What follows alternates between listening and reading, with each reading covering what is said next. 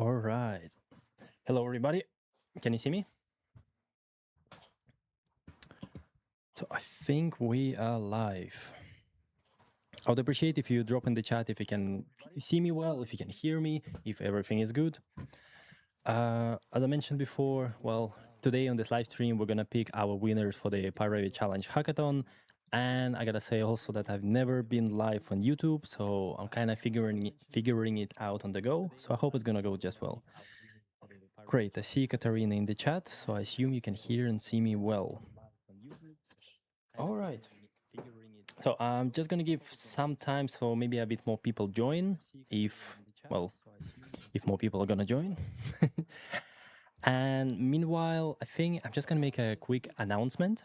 Well, actually two. Well, first of all, about the hackathon, there are actually gonna be two kind of voting results. They're gonna be the raw, and then there's also gonna be kind of filtered one. And I'm gonna explain exactly how I got from one to another one, because pretty much AI is gonna do all of it for us. And I just saw that there are like a lot of votes coming in to all the results that make it a bit kind of unfair to some results and so on. So we're gonna clean it up a bit as well. I'm gonna explain everything, don't worry. And the second one is actually quite exciting. And just give me a second. I just need to share my screen. I'm gonna explain everything, don't worry. Great. And the second one is I want to tell you that finally RVT Docs is live. Just this morning I pushed the update. I'm going to release the video about all the features, kind of overview later today or tomorrow. I have the video already. I just need to decide if it's a good idea to post it after the stream. But yeah, if you're interested, you can jump in. It's pretty much like any other documentation, but you'll notice there are a lot more features here and there. And you can also kind of drag things. You will figure it out. I'm going to release the video. That's not the point of this video. I just wanted to let you know that RVT Docs is live and it's there if you want to check it. Great. And now I think, well, for this live stream, the plan is, well, first of all, I think we're just going to go and review the results. We're going to figure out who won the challenge. And then, well, the hackathon, not the challenge. And then we're just going to go kind of tool by tool, and I'm going to show you exactly what tools were submitted, what they do, and maybe you want to grab them and try it yourself as well. If you are interested to try it yourself and you haven't checked it yet, it's on vote.learnrateapi.com. You can click here, kind of select the first, you see pyRevit Challenge Hackathon number 1. In there, you're going to find 12 different tools submitted by all these people. And I don't have my admin rights because I have an extra button here to reveal results, but we're going to get there, don't worry. So yeah, first of all, I want to just say that, well, everybody who submitted a tool got a 10 from me because, well, that's already something to submit tool to Hackathon. I know that it might be scary. You might not feel confident enough. You might not, I don't know. There are many different reasons why not to, but you guys actually did it and I really, really appreciate it. And I think that's already worth a vote. But again, because I gave everyone 10, pretty much nobody got anything, everybody got the same. So that's also, I did not want to influence the voting. That's why I made this whole kind of quick app online so people can come in, vote tools, and so on. So, yeah. Yeah, also the vote, kind of the order here is not the final results. You can see it's still random, it kind of jumps. Now, the thing is that I did not have time to prepare the proper results, the report. I think I have it, but I just need to check. Because, you know, with AI, it always gives you a little bit different structure. I had amazing structure on how to show it, but I did not have time to actually go into that. So I think we're just going to go here and explore like this. So here is my reasoning for the voting. I think we're just going to jump in and do it right away. So I think, so first here, we have the raw results. And you'll notice the vote is going to be completely different. So don't take it as a final results. I'm just going to show you that there's like very different. Somebody got 40, somebody had 156 votes. There's like averages, and it was constantly jumping. And I noticed that it jumps based on who makes the post. So pretty much who has more friends and like colleagues or something like that. And that was not showing really the kind of the comparison of the tools, but it was more showing who managed to get more people to come in and vote. And we're going to go through the voting as well, because once I started looking a bit deeper in the data, I noticed there's like very unfair things happening. For example, there's like a lot of votes coming from the same IPs, and it's not, doesn't specifically mean that's the same person doing it. It just means maybe all people in the office doing it. And it's already very biased, and we're gonna go through that as well. On one hand, why not? On the other one, it becomes more popularity contest, not the tool contest. And I wanna rate it based on the tools as much as possible. Now, so this specific report also I didn't have time to go through, but I know the steps. I kind of defined the rules before. So first of all, invalid scores, well, there's no, we skip that. Secondly, there's like, as I mentioned, there's like exact IP or like a lot of users from the same votes, and you can see there's already like 270 votes were removed. There isn't a simple, well, if like 50 people coming from the same IP, they vote for the same person, the same score, everybody else get pretty much nothing. And I get it, I would also kind of promote it and ask everybody I know to vote for me in Hackathon, but here we're trying to get like the very honest and objective voters, first of all. So that's why we're gonna kick out the same IP. Second one is, well, people who voted less than 3 tools, because actually it was supposed to be single tools. Interesting. Because again, the idea was there were like many hundreds of people who came in and voted for a single tool and nobody else. And this does not show at all. This is like your friends and family, right? You ask your mom, you ask your brother, just come in, vote, like close it, and that's it. So because one person came in. So we also kind of kicking it out. Actually, maybe we're gonna adjust it. I don't like that it's less than 3 votes. It was supposed to be single voters kick out. Okay, my skill failed, so let me just adjust it quickly. Recalculate this and ensure that it kicks out single voters, not for this. 1 vote, kick out. Or should we kick? Let me just ask you, should we? So here it says that it kicks out everybody who voted less than 3 tools. Should we keep that or should we make it to 2 people? I just wonder what you think. Does that one change for some reason? It always gave me like single voters kicked out. So yeah, let me know in the chat. Meanwhile, I'm just gonna go and continue explaining the rest. And where did it go? Yeah, here. I'm gonna bring it back. Okay, this one, again, there's nobody here. We'll continue.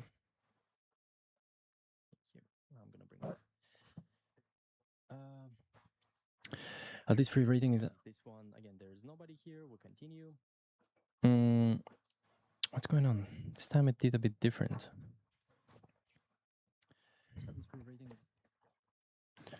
Okay, so here he removed 3 for ballot suppression ballot. Not even sure exactly.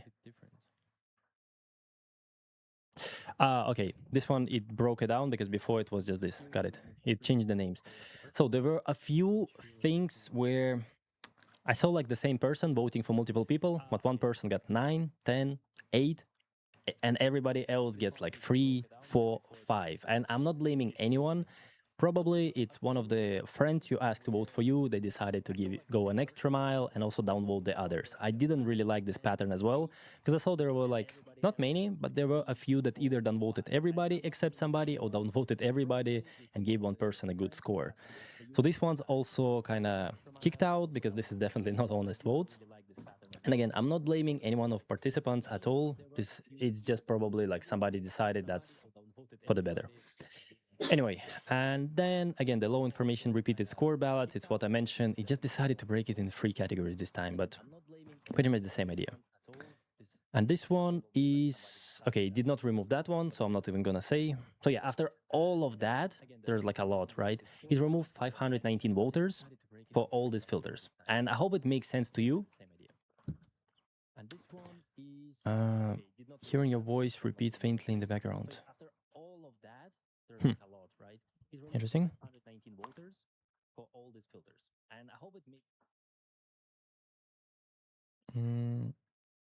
Okay, maybe that helps. Anyway, so yeah, after all of that, we removed all the voters, and this one left like much less votes, but these are more honest votes because these are people who on average voted to somewhere between 4 and 5 tools, and it gets a little bit more objective picture. And these are the winners. So let's see. So the first one is Dmitry. I'm not going to try to pronounce it. I'm sorry. But the first tool is Why Not Here.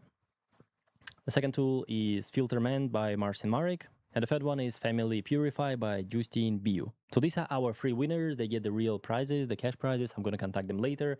First one gets 300 euro, second one 200 euro, the third one 100 euro, and all of them get access to Learn Rate API Academy, full access for free. And I'm also, well, I need to ask Dmitry. I think you are here in the chat. So congratulations, man. I'm also going to invite you to pyRevit podcast if you don't mind coming on, talking about just kind of the challenge, the experience, your programming journey and stuff like that.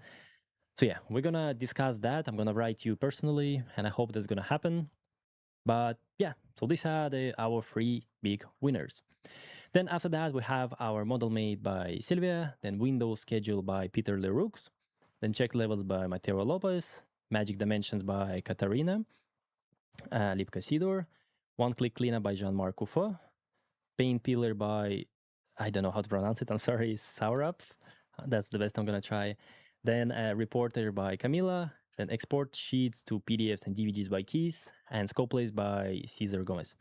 One thing I'm going to notice that even though there's you can see there's a lot less votes, more or less they're consistent except for the Keys.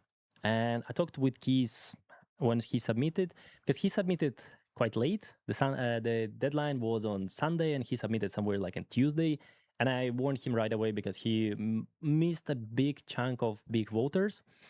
And because of that, his tool was not really voted enough. So therefore, I just warned him right away that because there are so little votes, he could easily be the first one or the last one. It's very, very kind of not telling the actual vote for this tool. The rest people submitted almost on time. Silvia were a little bit late, but not that late. So I think it was within a few hours. So that was also quite fine. So yeah, again, final winners, Dimitris, Marcin Marek, and Justin Biu. Now, I think we're just going to go tool by tool. I want to show everybody what kind of tools were submitted, if they are useful. And also, I want to let you know that you can also use all of them on your own. So I want to just check, is there anything happening? Let me see in the chat. I know there's a chat on the side, but I just want to bring it on the screen as well so I can read it. Everything fine. Keep hearing your voice twice. Congratulations. I'm honored. Congrats, Dimitris. All right, great. Perfect. Well, I'm happy to see you here as well. I see a lot of contestants here. That's great. Because this hackathon was mainly for pyRevit challenge participants, because many of them started with absolute zero, didn't know how to code. Some people knew how to code. Some people were fairly good, but still looked for how to structure it better. And we follow along through the same challenges and improved along the way. Anyway, I think I'm just going to go and open tool by tool. And the first one is Dimitris.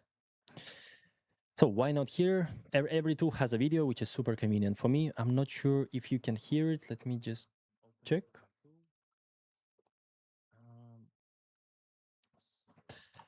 Can you let me know if you can hear this sound? And the plan, I'm not even looked sure. Clean, maybe too clean. A desk was missing. The toilet was gone. Even the cable tray had vanished. But in 3D, there they were, alive and well. The model had an alibi, which left one suspect. I'm just going to pause it. If you can hear the kind of what's going on, could you please kind of comment below? Even the cable tray had vanished. But in 3D, there they And also, I think I have something else coming from somewhere. view. The model had an alibi, which left one suspect. Got it. So I selected the first element. Okay, yeah. So I'm sorry for that. I just need to check a few things. There they were, So, there we go. alive and well. The model had an alibi, which left one suspect. The view. So I selected the first element and asked the only question that mattered. Why not here? So we click the tool. We type the floor plan view and we press analyze, and we can see the element is hidden in the view individually. So we can just press fix. We can also do it manually. and then close, and then we can see the desk. Now we are still missing the toilet, of course, so we can either again press the tool, select the target view, analyze. We can see the plumbing fixtures are hidden as a category.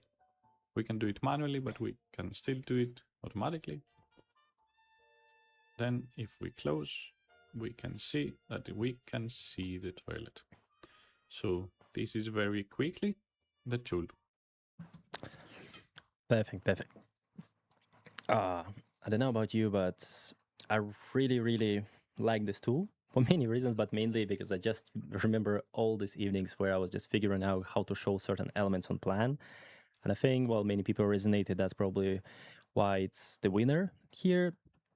Because you all know when elements are going in Revit, there are 1,000 reasons why, and you usually go and check, like, is it the template, is it the view settings, is it this, is it that, is it like right click hidden, and there are so many reasons. So it was really a cool idea. I really like the idea, first of all.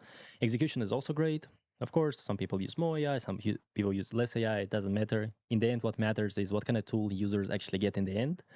And this is an amazing tool.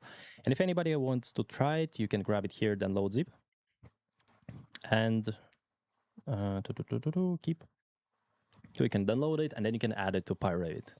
If you are completely new to pyRevit, I have tutorials on the channel. I'm not going to cover it now. Just one more note.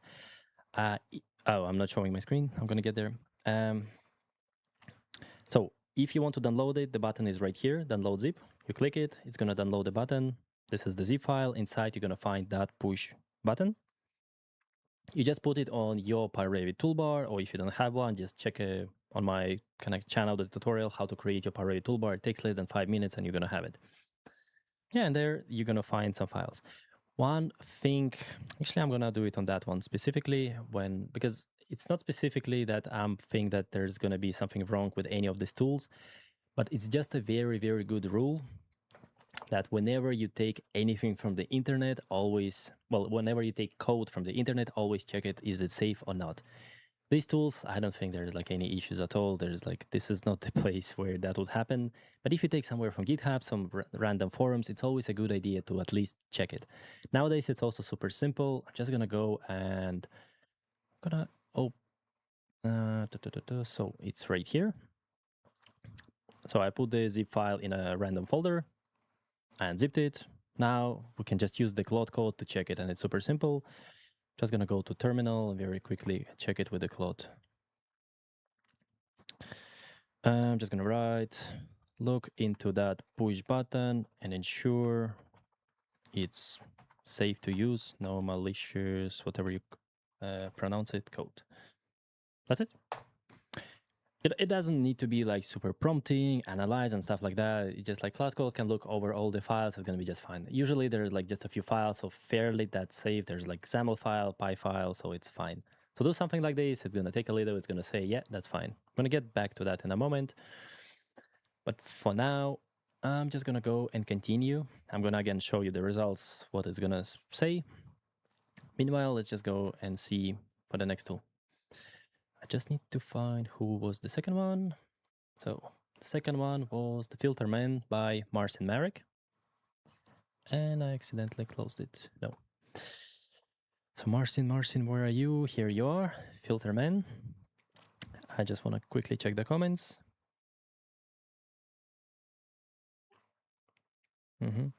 Oh yeah, Sono wrote, can I show it? No idea how, but this tool is amazing, but what I love the most is the video presentation, and I agree, this is very kind of unique. When I first started watching, I did not expect it, and then it turns into kind of more kind of regular tutorial, which I also didn't expect afterwards, so that was also cool. But anyway, let's see what else we got. So second place, Marcin Marek, Filterman.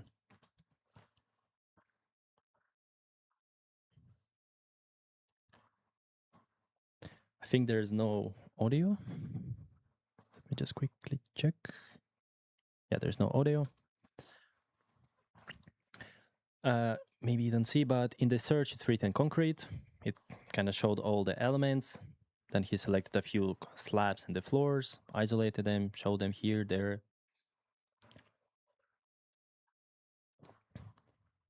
And he can also do it reverse, select some elements, then find it in the menu. There's some saving JSONs. So this tool is a lot of things, gotta say that. So you can filter elements, you can get elements, you can export elements. Then there is also a filter table and Excel. He went above and beyond with this single button. It's like the whole toolbar, like Swiss Army knife in one button, which is pretty cool. So there's like Excel export. He made some changes. Now he brings back the import Excel and updates the values. So there's like a lot of moving parts, but I think this, well, overall, based at least on what I see, this is a tool that could have saved me also a lot of time in so many different instances. Because honestly, if you think about this, while working in Revit, most of the time it's all about selecting elements. Kind of go around the plan, tap, tap, tap, click, click, click, click, tap, tap, tap, select all of this, do something, and kind of keep going. So these kind of tools, Filterman is really, really good. So well-deserved second place for sure. And again, if you want to get it, then load zip right here. Right here. There's the button as usual. And also there's note from the author. It solves the problem of finding, reviewing, and bulk editing elements in large Revit models without clicking through menus or building complex filters one by one. It's for architects, engineers, and BIM coordinators who need precise control over what they see and what they change. Great. Now, also, as I mentioned before, just verify all your codes. It doesn't need to be complicated, just one prompt and verdict. Safe. Of course, it's safe. And it just tells you that I read all the files, all these many lines of code. That's actually a big code, but there's a lot of UI. UI always generates like hundreds, if not thousands, lines of code. That's fine. And well, you can learn more if you're really about, well, when you're very kind of picky about security, it's really good to go and get a breakdown. But overall, it's a good way to check if it's malicious code or not. Great. So this is our second tool. So far, so good. Now the third one was Family Purify by Justin. I don't know how to pronounce that one. Not even gonna try. But where you are? Right here. So Family Purify. This one has a sound, so I'm gonna be quiet. Yes, you can see it on the screen. That's great.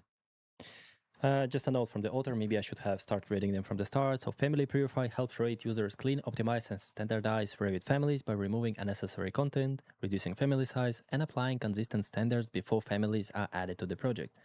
Also, very, very popular topic. So I'm going to open it up and let's see Family Purify.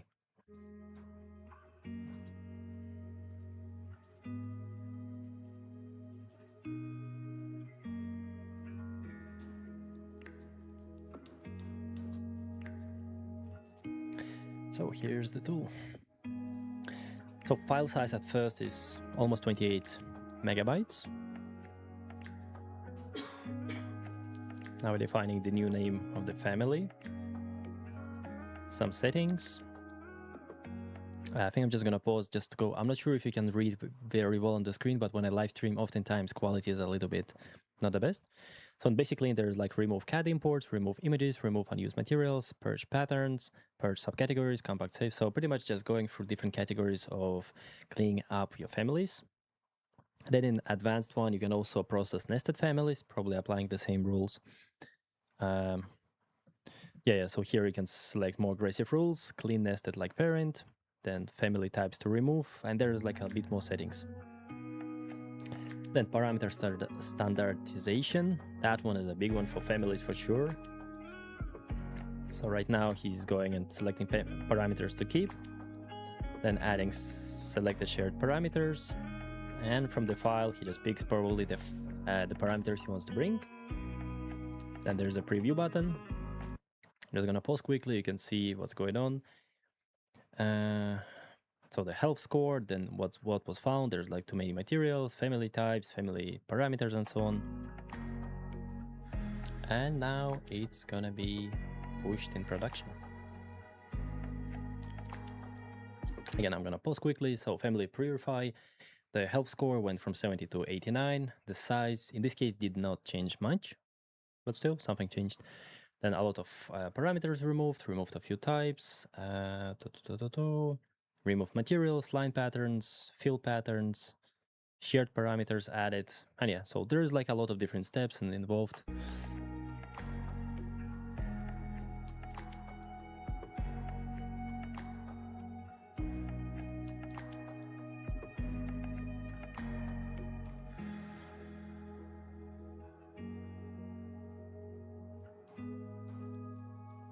So yeah, that's our third tool by Justin. Sorry, I don't know. Is it Biju? No, I cannot even guess it. All right, and this is our top 3 tools. And just quickly, I just want to see in the chat if what do you guys think? Is it well deserved? Is there like some weird thing by me cleaning up the votes or something? Honestly, looking at the tools, I think they're very well deserved for a simple reason, because they all address very, very common problem that really many Revit user experience day by day. Because the first one is like, where's the element? A lot of every Revit user went through that. The second was filter man, about selecting elements, and as I mentioned, like half the time in Revit it's just selecting elements. And the third one is family purify. I know that people who manage families, they're very furious that Autodesk didn't do tools like this. So they all address very common problems. Many other tools, they also address very, very common problems. But I think these ones, they're very universal. It doesn't matter if you're MEP, if you're structural, if you're architect, you all went through these kind of issues here or there. Now we're going to continue. Just write me in the chat what you think about tool number 1, 2, 3, agree, disagree. Just curious to see your opinions. Meanwhile, I think we're going to move to the next tool. So then it's model made by Sylvia. Also, I did not really read the scores, but you can see them right here. So the average score, first one, 848, 837. That was a close one. Then the third one, 796. And now 789. Also, these are very close as well. But yeah, let's see what Sylvia made with model made. So Sylvia, where are you? Right here. Hi. Oh, there is some voice. This is model. Okay, I'm gonna start from start. So quickly, screen is okay, chat is okay. Okay, I'm gonna play that. Hi, this is ModelMate, a pyRevit tool designed to simplify 2 very common tasks inside Revit: view template management and material auditing.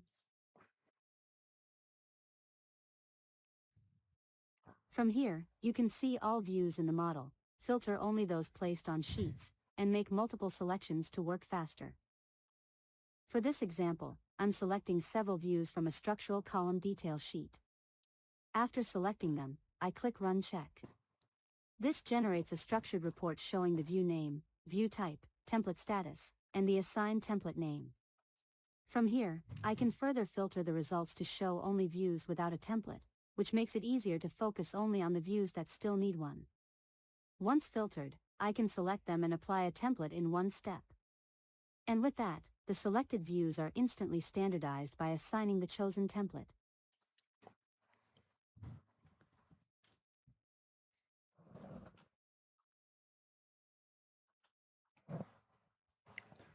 This second tab is for managing and reviewing materials. Here, you can browse materials by category and use the category filter to focus on specific elements such as structural beams, structural columns, structural foundations, floors, and walls.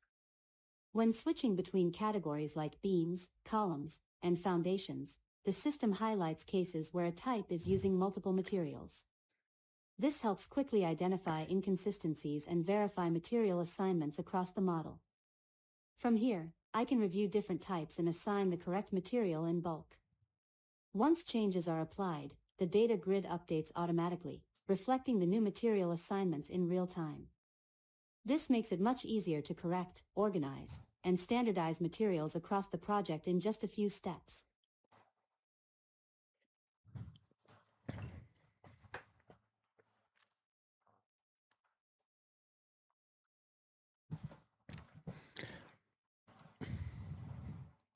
All right, and this is our tool number 4 by Sylvia ModelMate. Now, she cheated a little bit because there are like 2 tools. Well, at least I feel like there are like 2 tools, one for view templates, one for materials. But hey, I'm not calling out anyone. Everything is fine. Tool is a tool. That's just the feeling first. I saw like the view template. I'm like, okay. And then like materials, very kind of sudden change. But no, the tool is pretty good. I like it. I like the interfaces. I like how accessible VPF forms became. Some people still do it manually. Some people use AI. Honestly, it doesn't matter. Like AI or not AI, AI is just a tool nowadays. It's not like cheating on something, just wanted to say that I really like that VPF finally became accessible.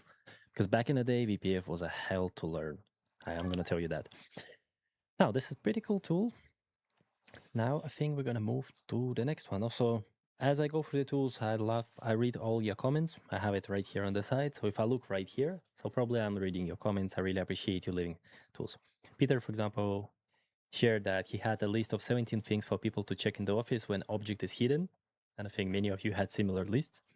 Some of you more, some of you less to find elements. So yeah, this is just once more proves why the, the first tool is so popular. Now, we're gonna go to the next one. So the 5 is the window schedule by Peter Leroux. The score is 783. Again, these are fairly close. Now let's find you, Peter. Where are you? Here we go. This is a tool. This is with voiceover. Great, I don't need to say anything. So the custom window tag that includes all information about the window is included in push button zip file, which you can download right here. Now, let's just see what Peter made. This is a tool that generates graphical window schedules the way we expect it to see them in Commonwealth countries, where all the windows are placed with a plan and a section and the information underneath them in a horizontal grid. So we select the phase that we want to choose the windows from. We select the scale we want them to be generated at, whether we want multiple windows on a sheet or one window per page if we're doing them in small pages. We select what we want the viewport title to be. I want it to be no title in this case. We select the window tag, which has got all the information about the window in it. We select the title block. We go through and then we choose which of the windows from that phase we want. I'm going to select all of them.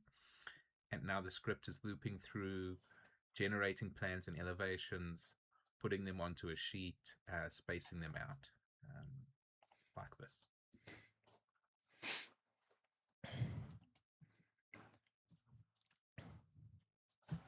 All right, and this is our fifth tool by Peter. Pretty cool tool. I personally love any tools that automates any view generation, section generation, plan generation, because these are one of the most satisfying, at least for me, I don't know.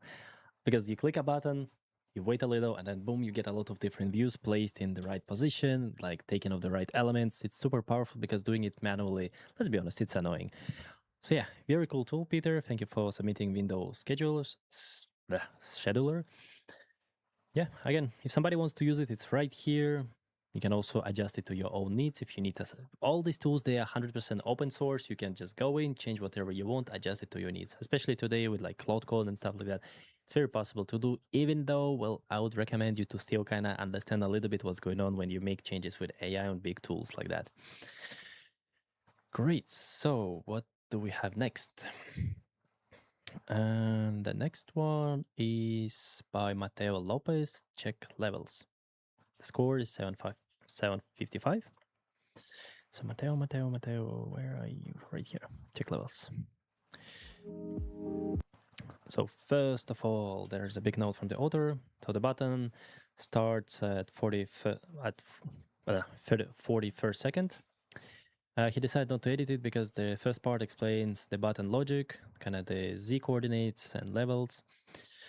That's okay. The tool checks if model elements are placed on the correct level and points out the ones that aren't, and give you a schedule, a 3D view, and a report to review them.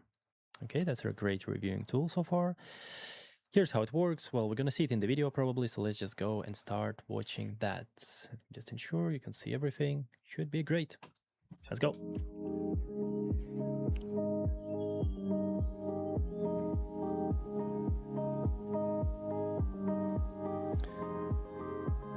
So it's a bit speed up, so I think I'm gonna pause because I think there's no voiceover. So right now what happened is like he clicked the tool and it generated this kind of quick report by categories, because I see there's like category electrical equipment, electrical fixtures, lighting devices, and so on, and everything's sorted by levels.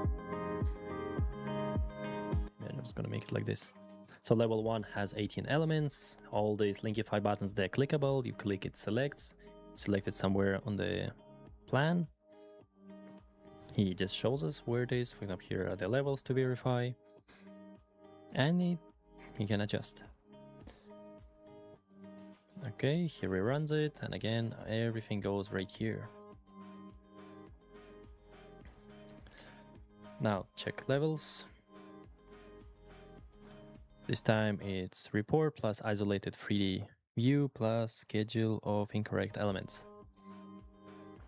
So now we have the 3D view, thing with color override or something. It's very yellow.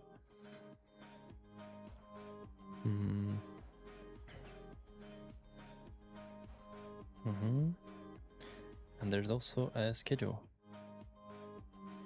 Oh, and one thing about schedule, because first time I looked at it, I'm like, why there's a schedule? But the thing is that his tool, I assume, also sets all the comments, because then you can see now in the comments it says L1, L1, L1. So you need a parameter value so you can actually group it correctly in schedule. That was always the missing piece in Revit to kind of, when you create the schedules, to actually group them correctly. And that's what it also does. Because now we can go review parameters and stuff like that, which is great. Select everything. Yeah, that's what's happening. Select, adjust, and everything is even more interactive. Yeah, 3D view and schedules are updated when the script is rerun.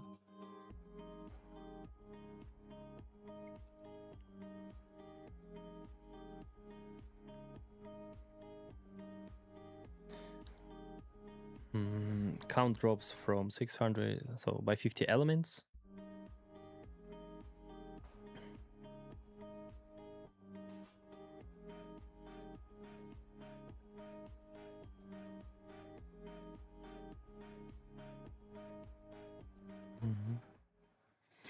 Great, that's the next tool by Matteo. Again, here's all the steps, how it works. I'm not going to read, we saw that in the video pretty much, and you can also kind of go and pause the video if that's interesting for you. But yeah, pretty good tool. Especially I think for MEP, because you guys work with so many elements and it's always close to the ceiling, and like it can get annoying to set the right levels. All right, so Matteo, well done. This is well deserved 6th place. Now let's go and see who's next. So the next one is Magic Dimensions by Katarina Lipka-Sidor. I hope I pronounce it. I'm not sure if this one probably has a bit different pronunciation, but nevertheless, Magic Dimensions is here. Okay, I think that has a voiceover, so I'm gonna be quiet. Sister was born because my colleague at work was stuck clicking through hundreds of repetitive. Can you hear it? Because I just remember that when she submitted, the voice was very, very quiet. Dimensions on map layouts.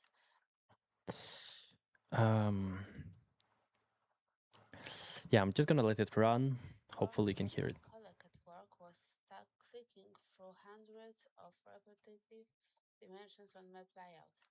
I wanted to save her time and life, so I built the script to do the heavy lifting automatically. Here is what it actually does. It can automatically dimension pipes or cable trays or ducts or conduits to the nearest grid line or link all selected elements together in one dimension string. It only picks up straight runs of pipe, ducts, or trays. It completely ignores vertical risers so they don't mess up the clean look on your 2D plans. It saves the dimension style you used last time, so you don't have to keep choosing it. If you want to change it, you just hold Shift and then click the tool. And finally, it temporarily flips into the view to find details so Revit can actually see the center lines of the pipes to dimension them, then immediately change the view back to how you had it before. All right, that's the next tool. So she's also in the chat. She wrote that she was recording this about next to the midnight when everybody was sleeping. That's why it was so quiet. That makes a lot of sense. But yeah, I tried to raise the volume as much as I could on my little console, but I'm also not very good at that. But I hope you could hear it. But in general, very kind of cool and very kind of straightforward tool to select dimensions to selected elements. And I always like this kind of little tools because they actually one of the biggest time savers. Because you often just kind of set a shortcut and you just go and do your job, and it's this one extra command that Revit misses often here and there, and it's just like use it once here, once there. I think it's pretty cool. Well done for submitting it. And now we're gonna go to the next. So the next one is by Jean-Marc Offin. One-click cleanup. That one, Jean-Marc mentioned he was actually preparing for the holiday, didn't have much time. This is just something to keep the spirit of the hackathon up. And if you don't know, he's also known as pyRevit uncle or pyRevit core maintainer. So let's just see. Oh yeah, sounds. Okay, that one was a quick one, right?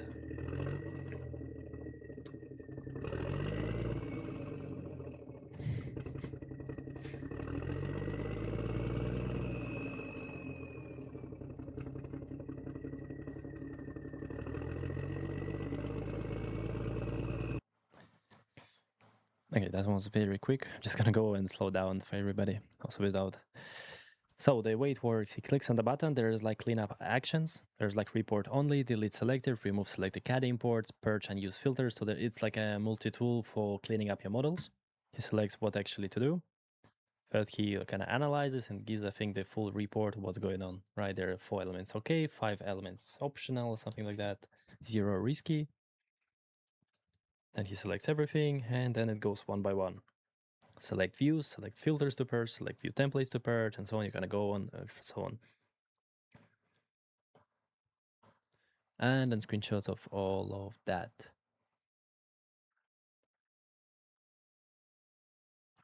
Great. Yeah, so when Jean-Marc also, I think I'm going to mention this, when Jean-Marc said that he also wants to participate, I just warned him right away that, well, there's like a lot of beginners who are just starting with pyRevit, and he's definitely not a beginner. So I mentioned that, well, I know that he can create amazing tools, like pretty much he can create probably any tool because he's the one who is managing pyRevit as well. So I just warned him that I think it's not going to be fair if you're going to be competing with beginners. So let's just keep this in mind, and I'm not going to include you as a winner. I think that's also why the tool was fairly simple, so not enough time. And also, I just mentioned that I thought it's worth covering right away because, yeah, I just know that this man can do a lot of tools. All right, so this was Jean-Marc, one-click cleanup. Let's see what else left. So the next one is Paint Pillar by Saurabh. Saurabh, where are you? Here we go, on the top. Hey everyone. Okay, this one is also a bit quiet, so let me just make it as loud as I can. Okay. This is Saurabh, and this is my tool for pyRevit Hackathon. It's called the Paint Peeler. As architects, we have tendency to paint surfaces in the early design stages to seal them on. Later, it becomes difficult to find these surfaces. Revit does tell you the painted materials, but finding each and every surface manually can be time-consuming, and on larger projects, it can be very tedious.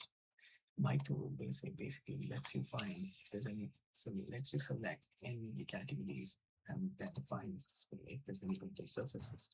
And if it actually finds any painted surfaces, it overrides them in red and gives you a report in the end. Thank you for watching. Happy coding. Hey everyone, this is Saurabh. All right, I'm just going to recap. I don't know how well you can hear it, but also the quality, it's not because of the stream. The video he submitted, I also see everything a little bit pixelated, so it can be a little bit hard to see.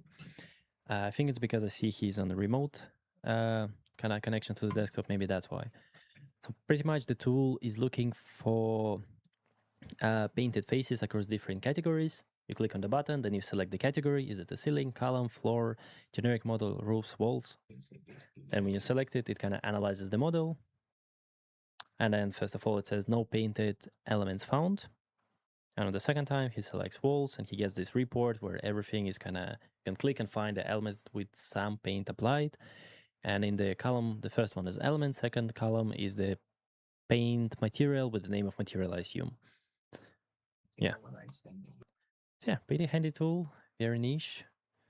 I think, yeah, I think it depends on who works with paints, because there was a period where I worked with paints quite a lot, and I think I needed a tool something like that, because otherwise, well, it's a bit tricky to find all these elements. Well done. I appreciate you for submitting the tool. And now we have 3 more tools. So next is Kamila Milevska, the BWIC reporter. Let's see that one. Right here. Oh, by the way, a note from the author. So she mentioned that she provided Revit files here if you want to try it out. It's on her Google Drive, or, well, yeah. And I'm just going to read. Overall, I created this tool, just so slightly modified version, to help me fill up the Excel file. As architects, we hit a wall when MEP designers give us placeholders for wall and floor openings, often as generic models. And we need to schedule them and all their host data, wall type, thickness, fire rating, acoustic performance, then add third-party fire stopping company, and the coordination fun begins. I found out it's much easier to compare the Excel files and go opening by opening and fill up the Excel schedule manually. This saves me hours already, changes linked models, you know the drill. And I believe it's generic enough for more people to help more people. Cheers. All right, let's check it. It's a bit longer video, so maybe if I can, we'll see. Maybe I'm gonna skip some parts, but we will see.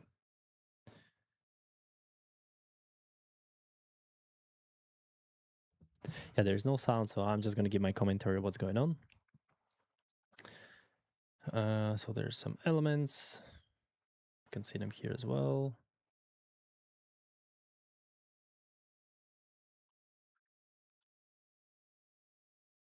Okay, there is MEP link. Click on a button, we need to select MEP link. Then we pick the category, generic models at first. Then select reference parameter. And off it goes. Then the report is generated, and I assume she selects the path where to save Excel or something. Let's skip that part. Okay, she saved it there. I assume she's just gonna open it.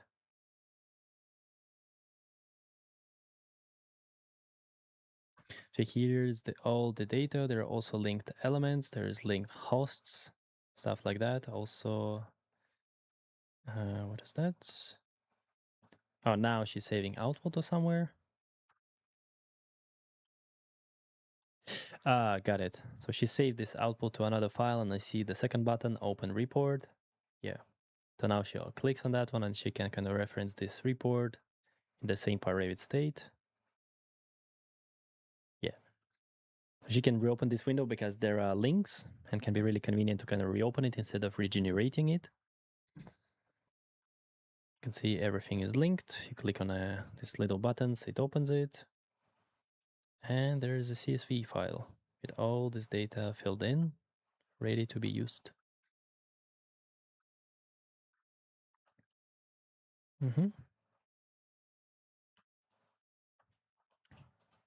All right, this one is done.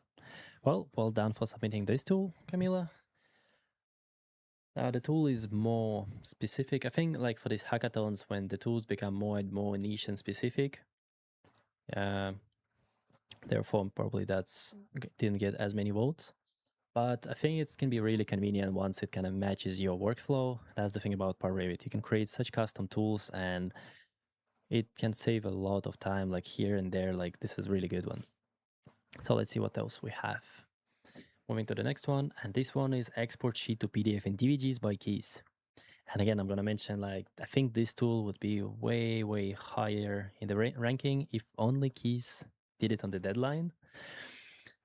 This tool lets you batch PDFs and DVGs, your sheets, with the same naming convention, uses sheet lists sorted by sheet collection. If Revit is higher than 25 version, you choose where to store them and if you want to combine the sheets.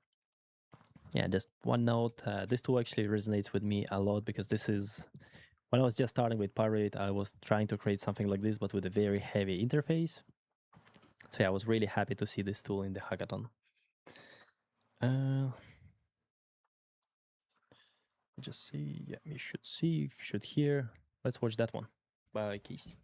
The one tool that was really missing in Revit for me was a tool that can publish sheets in PDF and DWG file at the same time with a good naming convention and the same naming convention. This tool, I hard-coded the parameters that should be used, and you can select from a list of sheets that is sorted by sheet collection, and then you can select if you want to publish them in PDF, DWG, and even if you want to combine the sheets.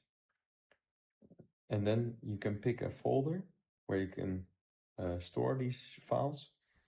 By default, it's the folder where your model is saved, but you can also pick another folder. And then the sheets will be published in both formats. This tool saves us lots of time every day. Thank you very much for watching this, and I wish you happy coding. I see this happy coding sticks to so many people. Great. Now, very good tool, definitely very popular as well, the idea. And one thing Keys did correct in just how to phrase it.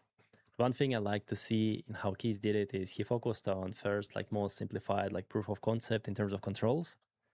Because when I was starting, and I was probably worse than Keys right now, I tried to make similar tools, but I spent like weeks making perfect VPF form design before I even knew how VPF works. And I made it kind of look well, but I could not make it work afterwards. So I think this is also a good lesson for me, how it could look if I would just focus on the right things back at the time. But not a very cool tool. And again, didn't get enough votes, but well, it is what it is. We need to be on time, I guess. Now the final tool. Let's go, and this is by Cesar Gomez Ferrer, Scopeless. And that one is right here. So ultra simple tool, ultra simple code, but it speeds up very repetitive task. Let's see. I don't remember if there is a voiceover. No, there's no, so I'll try to explain. But I don't remember what it does, honestly.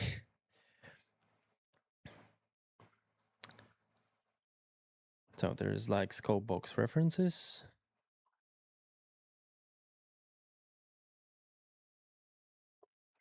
First, you have to remove the reference box and then deactivate the section box. Okay.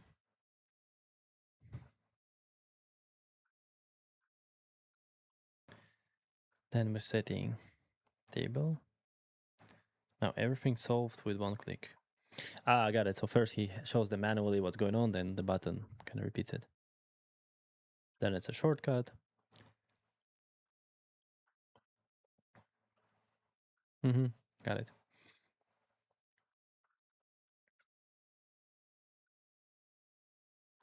So this is like a toggle for your scope boxes, and it remembers which scope box was set before, which can be really, really convenient. So yeah, this is also, it's a very, he also wrote like super ultra simple code, but it's all very repetitive task. And even though using one time doesn't save a lot, when you're like in the flow, using it over and over and over, these kind of tools save also a lot of time in long term. I also had a bunch of little like selection tools here and there, so this is also a great thing. Yeah, pretty good. Thank you for submitting, and that's it. So these are our 12 tools, covered all of them. Let me just check one thing.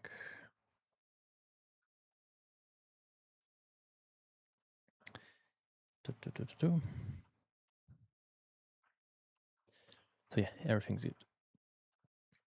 This one is here. So once again, I'm just gonna go through the final filtered results. So the first one was Why Not Here by Dimitris. Second one, Filter Man by Marcin. Family Purify by Justin. Model Made by Silvia. Windows Schedule by Peter. Check Levels by Matteo. Magic Dimensions by Katarzyna. I hope it's the same. One Clip Cleanup by Jean-Marc. Paint Pillar by Saurabh.